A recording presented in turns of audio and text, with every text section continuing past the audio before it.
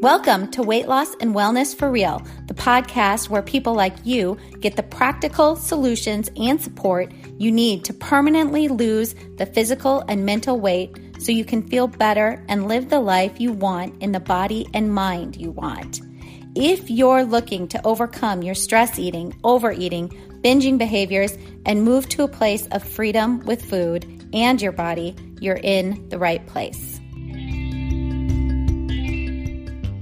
Just a reminder that this podcast represents my own opinions. The content here should not be taken as medical advice. The content here is for educational and informational purposes only. Please consult your doctor or healthcare professional for any individual medical questions you may have. Hello, friends, and welcome. Thank you for being here and sharing this space with me. Just a reminder, you can always head over to my website at heatherheynen.com, and Heynen is spelled Heynen, to get all kinds of very detailed information on how to work with me one-on-one, either via Zoom or phone coaching sessions, as well as there's information over there on how I work one-on-one with my weight loss clients, all through online, through email, which is less expensive than doing the phone or Zoom sessions, and as well as is still very comprehensive, but you can kind of do the program on your own time. I also have a blog over there. In the heading, it's called Journal, and you can sign up at the bottom of any of the pages on my website for a free monthly newsletter on all things well-being. Just any page you're on my website, scroll to the bottom of the page, and there's a place you can put your email to sign up for that free monthly newsletter. I never, ever, ever give away email addresses or sell them or anything, so it's just me, safe with me. Lots of perks in that newsletter, discount codes, things like that, and I almost always include a higher protein recipe. All right, so moving on to today's topic, which is the fear of failure. The fear of failure, it's what I define as a core fear, a really deep-seated core fear at our very core that so many of us carry around. And when we hold the fear of failure as a core fear, we will have a really difficult time finding success in any change or goal we are trying to attain. So this particularly can be applied to weight loss, or trying to make changes for better health. Fear of failing is often at the core of self-sabotage, and why we so often can make changes and see progress for a while, but then eventually we go back to old habits and patterns and either gain the weight back and or go back to unhealthy behavioral patterns around our physical health. So keep listening to learn. First of all, if you might hold this core fear, I'm going to give you, if you're not sure if you do or not, I'm going to give you ways to figure out if you do or not. And then you're going to learn how this core fear of failing sabotages our goals and how to move through this core fear belief system and into a new identity with new thoughts that create new feelings, that cultivate new behaviors, and get you to any goal for good. Aticophobia, or aticophobia, is the clinical term for the fear of failure, and it is on a continuum. So it can be in this sort of mild form, or it can be pretty extreme, where even the thought that you might fail turns into symptoms of what we would, in clinic diagnose as panic attack symptoms. Most of us are maybe not at this extreme, but many of us probably harbor a very subconscious, unconscious fear of failure. And typically, if you're dealing with this, you have an extreme fear of failure. You may put off or avoid any experience that you believe may have an unsuccessful result. You might be scared to try new things or take risks, or even scared to sort of embrace growth or change just due to the thought or the belief system you hold that you might fail. And if you have a more subconscious, unconscious fear of failure, you may not even have insight yet or recognize that this part of you that is afraid to fail is creating thoughts that lead to the feelings and behaviors that end up sabotaging your goals. So let's first figure out if you have this core belief, this core fear going on kind of behind your back. Now, many of you might have the insight and know, oh yeah, I have this. But if you're kind of wondering, we want to find out, is this going on behind your back? So if you're kind of unsure on whether you might be really allowing that self-doubt, that fear of failure to shape your future, Guy Winch, he's a PhD and the author of How to Fix a Broken Heart, has developed a list of signs to look for. And his perspective, he really believes that calling this a fear of failure is not completely accurate. Most people who suffer from atychiphobia are actually more afraid of shame than they are of failure. So more afraid of feeling shame than they are of the actual failure. Anyway, Dr. Winch states that rather than feeling guilt or regret about their inadequacies, people living with this fear really often end up experiencing a diminished sense of self-worth. And this feeling can really linger for a lifetime. And while failure can be, detrimental to some people, it can also provide motivation to others. So many of the world's most, admired people in the world experience failures before accomplishing incredible feats. And here's a list of a few things that if you notice yourself in any of them, you could be carrying around a core fear of failure. Okay, so here we go. If you procrastinate to the point that it affects your performance or ability to finish on time. Another one, telling people that you will probably fail so that expectations remain low. This was a big one of mine and one I still work. I sometimes still catch myself doing this, but at least now I'm catching myself. So for me, back in the day when I still climb a fair amount these days, but way back in the day when I was climbing a lot and really young, and I was working on red pointing a route, which means climbing a route without falling or hanging. I was such a people pleaser, so I never wanted to disappoint others, which meant I could not fail, but I knew failing sometimes is inevitable, so I would verbally say out loud to others around me, I will most likely fall, I will most likely fail, before I'd even start up the route, so that others couldn't be disappointed in me when I did. Another one, underestimating your own abilities to avoid feeling let down. So I kind of create thoughts that I'm not good enough, I'm not talented enough, I'm not smart enough to do the thing, to reach my goal, so that in case I don't reach my goal, I don't have to feel the feelings of disappointment. And you can see the problem with this. If I'm always underestimating myself to protect myself from a feeling I don't want to feel, then I do not have 1 ounce of a shot at actually becoming who I want to be, or for our purposes here in this podcast, for losing the weight that I want to lose, or for traveling the world, or, this is about all changes and goals we want to make in life.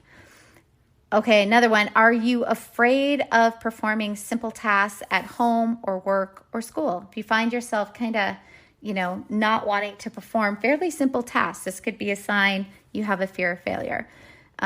Would you or others describe you as a perfectionist? Do you have low self-esteem or low feelings of self-worth? Do you have decreased resilience, meaning is it difficult for you to recover from setbacks? Do you feel powerless and or helpless? Do you have high anxiety in certain areas of life, like high anxiety at work, high anxiety at home? Do you suffer with emotional instability, meaning do you have fast and heightened reactions, emotional instability? Are you angry and irritable or depressed or sad a lot? These emotions can cover up for our fear of failure. Are you always anxious or thinking about what others are saying or thinking about you? Do you harbor lots of thoughts that others might be saying bad things about you, or what are they thinking about me? Do you have a pessimistic outlook on life? Having that pessimistic look on life is actually a protection feature that people put into place to cover up for that fear of failure. If I'm always the pessimist, then I can't have any expectations, then I can't be disappointed. Are you unable to maintain relationships? If you have a core fear of failure, that's going to make it pretty difficult to sustain healthy relationships because we end up self-sabotaging those relationships, sort of creating situations where the relationship has to fail before that person can leave us or reject us. So, final one, do you self-sabotage? So if we're talking in the weight loss world here, do you have patterns of losing weight, following a plan, whatever it is, and then self-sabotaging to where you end up overeating, gaining the weight back? To me, this is a real telltale sign that for sure you are dealing with a core fear of failure. Once you, once you fail at something, do you have trouble sort of imagining what you could have done differently to succeed? Like, do you just kind of get caught in the defeat of the failure and kind of just sit around in that, right? Without kind of thinking about what could I do differently for next time. And another one, you often get last minute headaches, stomach aches, other physical symptoms that are going to that kind of prevent you from completing what you're trying to complete. So if you see yourself in any of the things I listed, you might have a pretty good idea then you have a core fear of failure going on. And so again, as I mentioned before, we can think of fear of failure really as a fear of shame. And people who have a fear of failure are motivated to avoid failing, not because they can't manage the basic emotions of disappointment, anger, and frustration that accompany such experiences, but because failing also makes them feel deep shame. And shame is psychologically a very toxic emotion because instead of feeling bad about our actions, which is guilt, or our efforts, which is regret, shame makes us feel bad about who we are at our core. Shame gets to the core of our egos, our identities, our self-esteem, and our feelings of emotional well-being. So shame is I've done a few episodes on shame because it is so damaging that it makes it urgent for those who have a fear of failure to avoid the psychological threats that are associated with failing by kind of finding these unconscious ways to intervene or mitigate the implications of potential failure. So for example, you buy sort of unnecessary new clothes for a job interview instead of reading up on the company, instead of doing your research, which then allows this person to use the excuse, I just didn't have time to fully prepare. That's why I failed. So if we can get that fear of failure, if we can really get to it and really understand that the fear of feeling, it's really about the fear of feeling shame. Remember, shame is an emotion, very, very uncomfortable one. Then we can start to understand how if you carry a fear of failure, you're going to have a really difficult time accomplishing any goal or change, because why would you ever, if you're going to fail at that goal or change, if you have that sense you're going to fail, then you're going to feel shame. And that is one of the most horrible feelings and sensations to feel. So it's sort of like really avoiding pain is what it's about.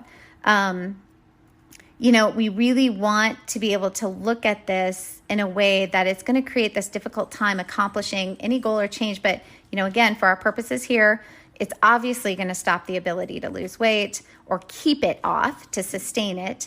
It's going to stop the ability to shift into healthy habits and sustain these things for a lifetime, which, of course, is the goal. We can power through a few weeks of weight loss or a 6 to 8 week program and lose some weight. But if we can't sustain the loss, if we can't sustain the healthy habits, we have to start all over again.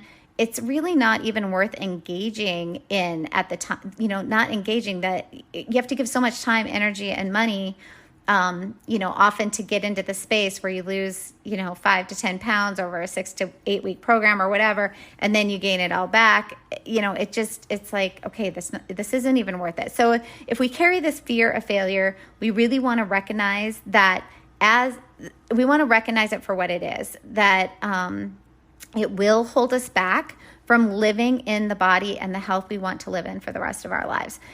And for me, as I'm getting older, this is just becoming so much more the goal, right? It's like, I want to live in a certain body that can do the things I like to do and that is healthy and that I like how it looks. I feel comfortable in my clothes, but I want to just be able to keep it for the rest of my life. I don't want to keep having, to go back and to work on dieting, gain, lose, all this stuff. I just, want it to be sustainable. And if we start to recognize, okay, yeah, I do fear failure and shame, if we can own that, then we can move on to start working to remove the barrier. Okay, so how do we do this? Well, I'm going to give you some ideas for the process, but I just also want to say that for some of us, this fear of shame is so deep, we really may need someone to partner with us on this journey. And I'm not saying this has to be for everyone. I'm not saying everyone has to go get a therapist, mental health expert, nothing like that. But I am saying that, and so some of you may be able to move through and beyond this fear by self-reflection, definitely through some journaling. But some who are experiencing this and have trauma in the past, as well as just have a deeper space for this issue at the core, it definitely can be something you want to work with a specialist on to get through the issue quicker. Sorry, my cat all of a sudden is spazzing out. So the faster you can move through and beyond this fear, the quicker and faster the weight can come off and stay off. All right. So I promised ideas on how to start to move beyond this fear and into freedom and an ability to reach weight loss goals and stay there. So here are a few. First one, you really want to clarify your thoughts, feelings, behaviors. As always, this is the beginning. You want to nail down exactly why you are afraid of failing and or feeling the emotion shame.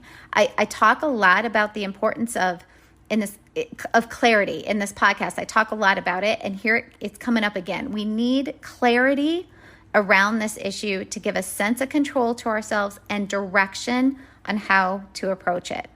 Okay, another one, you want to re-narrate to yourself or re-story to yourself what failure truly is. So developing a new way to think and therefore feel about failure is key to moving through it and to not self-sabotaging. So if I can develop a belief and a new mindset about failure that is more something like, failure is a chance to learn, to change, to shift, to adapt, to get to my goals quicker.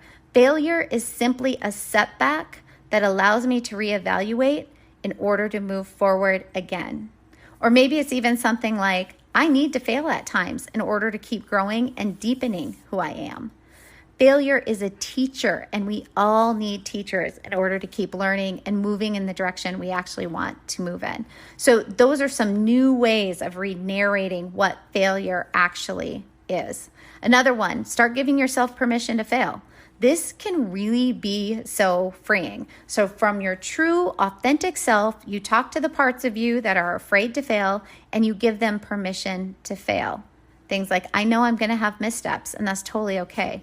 I know how to learn from them and continue on. Another one, really getting into a practice of sustaining a calm body and mind. Fears are anxieties, and anxieties feed off our resting levels of stress, worry, and tension in the body. So our mind gives feedback to our body, and our body gives feedback to the mind. If your body is in tension, it will create more feedback to the brain that you are anxious. And if you are worrying about failing, the body will result in tensing up. So it's this sort of very detrimental feedback loop. And some of the best remedies for anxiety, fears, is creating a habitual practice of relaxing the body. So a daily practice of breath work, progressive muscle relaxation, mindfulness, yoga nidra, all these can really help lessen the hold that the fear of failure and shame have on you and start to unwind that belief system, that identity, that fear of failure.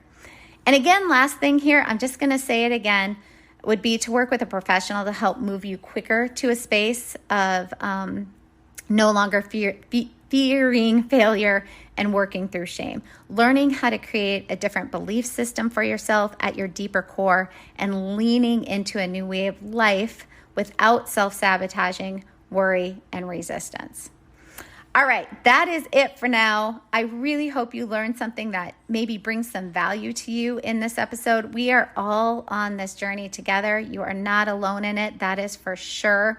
Think about ways you might journal or talk to someone this week about how you might start to unwind your fear of failure and move through it into the lightness, freedom, and joy in life that lies beyond it. Thanks for being here, for sharing this space with me, and we will talk soon. Did you know you can find a lot more help from me on my website? Go to heatherheynen.com.